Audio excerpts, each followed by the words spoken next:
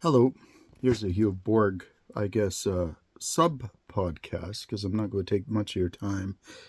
Just had dinner with my father, watching the news. We tend to watch PBS. I think PBS is actually a really interesting station to watch because we've seen the quality of their production decrease greatly over the last year, at least since the before the election. We're now seeing a time where the United States is completely entering into a period of chaos. There are people being assassinated who are in ICE custody, being assassinated by Trump supporters, it seems, off of rooftops. Apparently, everybody is engraving rounds with messages that are Antifa.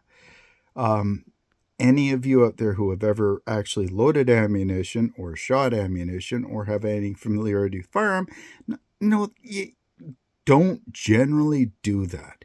I mean, like if you're going to do something like that, you don't want to say, "Hi, I was here." Anyways, so I'm kind of I've got some issues about that. I will talk about that on Monday.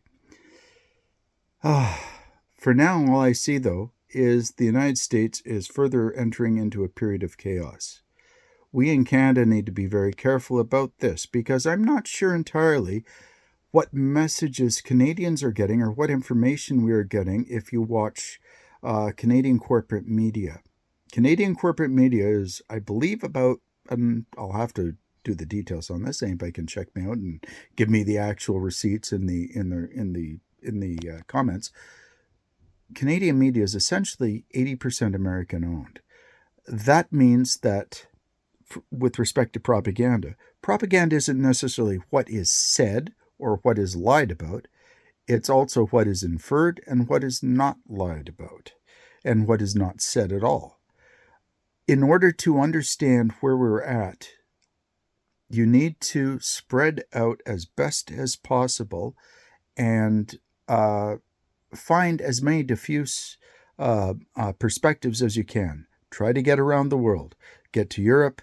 Britain's running into some problems too because they're running the same issues that Canada and the United States are. Not as far as the United States. We are not yet here either.